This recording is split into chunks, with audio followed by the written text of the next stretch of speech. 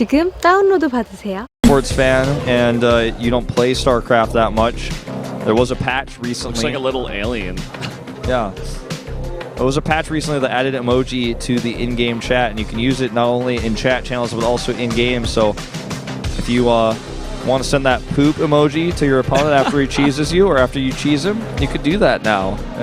I really feel like it's decreased the toxicity that we have in-game. Definitely, when you see that cute emoji icon instead of someone using profanity in the chat, it just feels so much less toxic. Feels cleaner, you know what I mean? Yeah. Even though it could be the poop emoji. Yeah, that's the only one that doesn't feel cleaner, but yeah. There's also some specific StarCraft emoji. Now, my dream is that the StarCraft emoji will actually be put into the actual emoji, language system, not just specifically in StarCraft 2. That's when esports gets mainstream, man. Yeah. We have that Protoss pylon being sent to people's iMessage, okay? What does that even mean? Like power up or something? I think it's like just worth get energy up? I don't know. Yeah, I mean, I guess so. It's like feel better, and then you put a pylon. It's like I'm charging you up with my pylon. I'm powering your gateways. Don't put all your eggs in one and then you just send the pylon. I don't know, Don't man. be such an Artosis pylon. Yeah. Yeah. You're like all alone taking care of a bunch of people or something. But guys, we're going to jump into King's Haven Station for game number 18.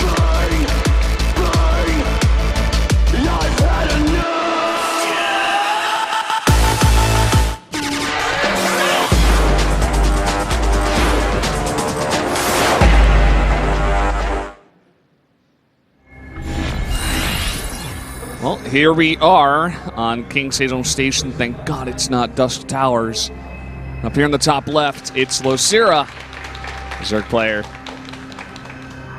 And down to the bottom right, his opponent, it's herO, the blue Protoss. We're starting to get packed in here. People finished work, finished their exams you were talking about, I guess, and they're coming down here. Claps are getting louder. People getting rowdy. Yeah, they are. And that reality fan is still here. I see her. She's the one true fan of reality. She holds up the sign again. She's like, "Oh, I meant Maru. I got the Terrans mixed up." She crosses out reality and puts Maru. And then it zooms in on reality's face. He's not playing. He sees it and he just starts crying. That would be kind of sad. It would be sad, but I don't think that's the type of person reality is. Yeah, you just be like, oh, whatever. I have 70 other fangirls. He just show a picture of one of his 7 hot girlfriends to her from the booth on his cell phone. Yeah. He's like, you could take Maru. He's not even secured out of the group, and then he just goes and advances instead of him. She tries to ask him out, and he's like, nah. You're not my type. I'm more into the one of my 7 hot girlfriends type. Yeah. It's like you put your sign in English to impress me. My girlfriend speaks 7 languages. One of my 7 hot girlfriends speaks 7 languages. My Korean girlfriend speaks Dutch. What do you speak? She's like, I speak Chinese. He's like, she speaks it too. And Japanese. She speaks Mandarin and Cantonese. Reality does seem like that kind of sleeper baller, you know what I mean? No, he definitely is. I think he is. He's absolutely a baller. He's been playing for a while, right? Did he play in Brood War? He was actually, yes, he did, and he was the first Terran player, or actually the first Kespa player to switch over and beat ESF players in the BWC qualifier in 2012 for the, ironic as we're talking about it, Chinese finals.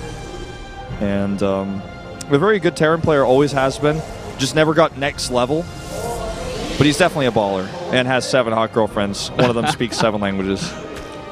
I would not doubt it, man. I believe it. Yeah. I will tell people. You would go the next step. You'd believe it. I'll tell people it's fact. Are you sure about that? Where's your proof? I'm like, it's known. Everybody knows. Yeah. Well, it's this just game common is sense. Look at the guy. Of course. Now, looking at this game in particular, as we were giving Reality a lot of cred, he's not in this game, in fact, but... So not playing for a while, too? Oh, he's playing in game 20. Well, it's Losira going for early speed this time, but this is the most straight-up game we've seen Losira play tonight, I guess. But the game up against Maru, he defended an attack, but I think he was planning on doing something more aggressive than he had to defend. So I guess this could be the second one in total where he plays a straight-up game, like quote-unquote for real. Look at this double Stargate coming out from herO, though. He gets right underneath the double Overlord. scout. He's like, oh, I need to confirm with Overlord number 2. Yes, in fact, that is double Stargate. First Overlord wanted the second Overlord's opinion. Yeah. Like he's like, I'm pretty sure that's a silhouette of a Stargate. Does that it look is, like right? a Stargate to you? Overlord 2's like, no, that's Twilight Council. You're an idiot. Oh, he's wrong. Yeah. In fact, he's the idiot. That's why you don't I think speak Overlords, before you know. even though they don't seem it, are quite intelligent, though. Like, they actually control the Zerg. That's Really? why they exist, yeah. I mean, I know they control the Zerg, but they don't look smart. They don't look smart, but I mean, they must They got be... like, little tentacles hanging down, just like really droopy.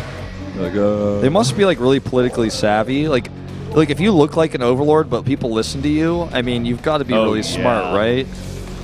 They do have big heads. They're basically just heads that Yeah. float around, right? So, You got a lot of gas up there, too, I guess. That's how they float. yeah.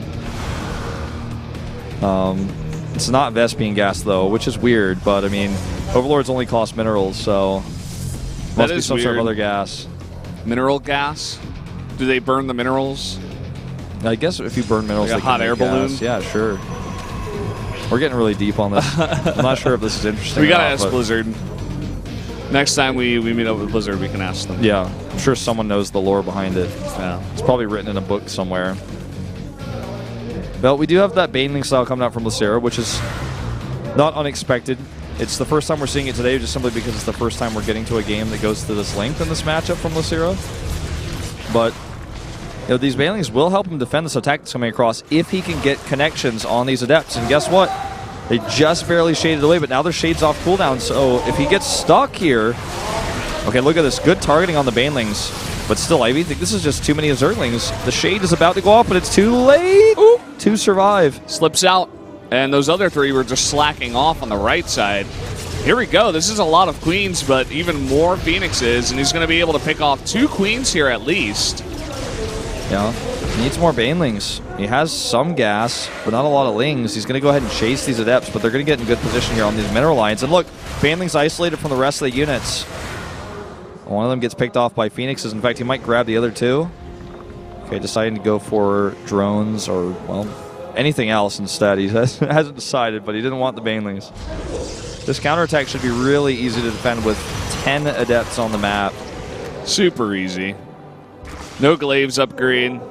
We do have +1 for the Zerg for melee. He's got that going for him, which is nice. Yeah. I mean, it's a good thing. Just to finish the meme, you know. The Phoenix count here is so intense that he can basically just ignore the Spore Crawlers. Every time Phoenix starts to take regular damage, you just pull that one back, allow the Spore Crawler to prioritize one that's in range. Something you can do really, really easily. Is this something that there's a technique in StarCraft, this micro technique that you see players use a lot, and it looks complicated when you watch it on stream, but if you want to play the game, like, units will always be prioritized by their attack over, like, their range or whatever. So, like, for example, if a Phoenix is attacking, it'll attack what's attacking it first before it attacks anything else. Like, it'll attack a Corruptor before it attacks an Overlord, then range is the next priority. So if you have, imagine like 5 Stalkers versus 5 Stalkers, if you pull one Stalker back out of range and it's really low on health, the other ones won't prioritize it by health unless the other player manually targets it. So in situations like the Spore Crawler, it'll target the Phoenix that's closest to it. So if you pull the weakened one back, yes, Losira could target it down with the Spore to finish it off, but it's going to attack the closer one instead. So you can keep the Phoenix alive and it'll still fight, but you can kind of rotate which Phoenixes are in range. I know that was like really long-winded, but try that. Pull back the weakened unit because the AI will not keep targeting it just because it's low. Your opponent will actually have to manually target it, which in the heat of battle is pretty unlikely to happen. Yeah. This is turning into an interesting game. It's going to go pretty long here, I think. You know, lots of bases being taken here by Losira. Already a 4th base up, and he wants to pressure herO at the same time. He's just teching up. He's getting those Archons now out on the map. I think it wouldn't hurt to get some Storm either. Losira committed a lot of resources to defending that Adept attack and also didn't defend it very well. So all he has really is drones at this point. He has no army to pressure with. And he's struggling to mine from his bases because the Phoenixes, there's no counter to them either. He's relying only on spores. And he doesn't have enough spores at all of his bases anyways to stop drones from dying, stop his overlords from dying. He just spent a ton of his money on overlords because he was supply blocked so heavily. He's now 40 supply extra up right now. Baneling speed is going to be finished soon, and he's going to spend all of his gas on 27 of them, but that's still not something that herO's that concerned about. He has Phoenixes. I want to see the mass lift of the Banelings. Oh, how did these guys get in here? How'd you get in here? You weren't That's invited. annoying. It's we're gonna have to call the exterminator here. Deal with these Zerglings. Okay, well, Baneling's getting some decent value there. That's only one piece of the army of herO, which is moving across the map with so many Archons. It costs like 52 Banelings to kill an Archon.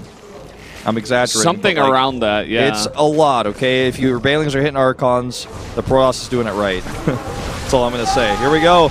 Good splits here. The Archon's not at the front, but he splits regardless. The Archon does so much damage to the Banelings, and here we go. Look at that. The Archons just don't even care. None of them died. Look at no one's even, like, the shields on one of them is, like, almost gone. But not even. He's still got a lot. There's and the their mass mass lift. lift. There we go. And everything's in position. Even a warp prism is warping in right at the front doorstep. And that's going to be it. Losira's going to be taken out here by herO. And a nice little game on King Sejong Station. Yep, and it will be herO's away win. GG. This puts herO on 3-2 and 1 with one warning.